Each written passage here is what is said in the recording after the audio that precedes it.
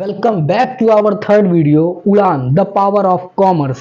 आप लोगों को पिछले दोनों वीडियो में पर्सनल अकाउंट और रियल अकाउंट के बारे में मैं बता दिया था, लेकिन अब जो वीडियो आज की है वो मोस्ट इंपॉर्टेंट है। नॉमिनल अकाउंट क्या होता है सर? नॉमिनल अकाउंट एक ऐसा अकाउंट है जिसमें सारे एक्सपेंस और सारे इनकम को कंसीडर करते हैं। लेकिन सर एक्सपेंस तो वो भी थे जो फर्नीचर खरीदते समय किए गए। आप कौन से एक्सपेंस की बात कर रहे हैं? मैं ऐसे एक्सपेंस और ऐसे इनकम की बात करूंगा नॉमिनल अकाउंट में जो कैपिटल को क्या करते हैं, डिक्रीज और इंक्रीज कर देते हैं। सपोज करिए रेंट पेड किया तो हमारा नॉमिनल एक्सपेंस आएगा, क्योंकि ये खर्चा है, ये ऐसा खर्चा है जो फर्म से हमेशा के लिए निकल जाएगा।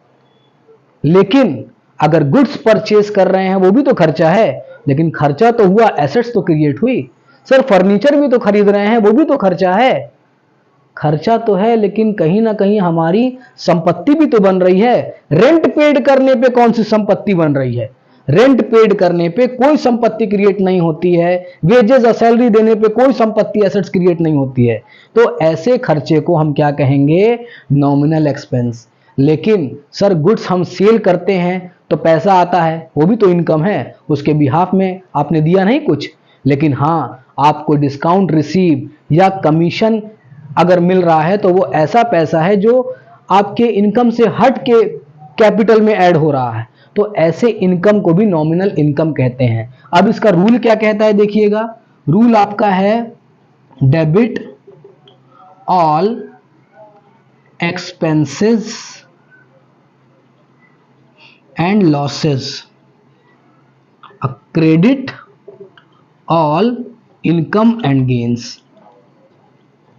आप इसको बहुत ध्यान से समझिएगा, वरना रियल अकाउंट और नॉमिनल अकाउंट में फर्क नहीं कर पाएंगे।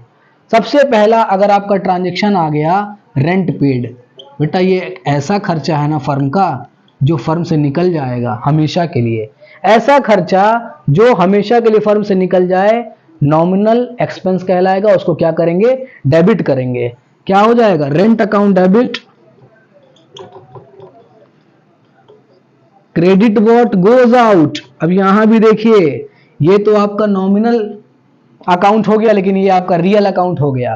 रेंट पेड करोगे तो ईटा ढेला पत्थर थोड़ी ना दे दोगे, कैश दोगे। कैश में क्या हुआ? हमारा पैसा आउट हो गया। और रियल अकाउंट में हमने क्या बताया था? Credit what goes out. और नॉमिनल अकाउंट में डेबिट ऑल एक्सपेंसेस। तो रेंट हमारा क्या है? एक्सपेंस है। इसी के तरीके से एक और ट्रांजेक्शन लेते हैं, वेजेस पेड 1000 रुपीज। पैसा गया यहां भी, wages account debit to cash account. ऐसा गया जो कैपिटल से हमेशा के लिए निकल गया है ना। लेकिन आपका यही सवाल पैदा होगा कि सर आप फर्नीचर भी तो परचेस किए थे, वो भी तो पैसा जा रहा था। सर आपने फर्नीचर परचेस किया, आपने गुड्स परचेस किया, भी पैसा जा रहा है। क्यों? फर्नीचर परचेस कर रहे हो तो एसेट्स नहीं बन रही है, कभी ना कभी बेच सकोगे। क्या रेंट पेड कर रहे हो तो एसेट्स बन रही है? हाँ, ऐसा पैसा जो कैपिटल से हमेशा के लिए आउट हो जा रहा है। वेजेस, ऐसा पैसा हमेशा के लिए आउट हो जा रहा है। लेकिन अब दूसरा क्या है सर? नॉमिनल एक्सपेंस के बारे में तो आपने बता दिया। नॉमिनल इनकम क्या होती है? ऐसी इनकम जो हमें एक्स्ट्रा मिल जाए। सपोज करिए कमीशन रिसीव्ड।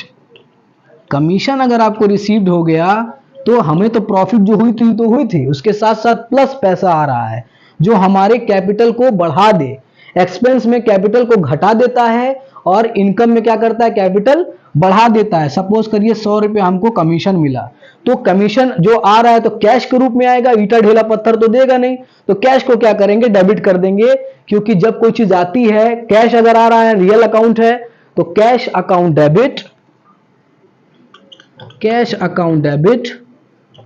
और क्या कह रहा है? Credit all income and gains. क्या हो रहा है? Income, commission 100 rupees. ये आपके डिफरेंस है रियल अकाउंट और नॉमिनल अकाउंट में।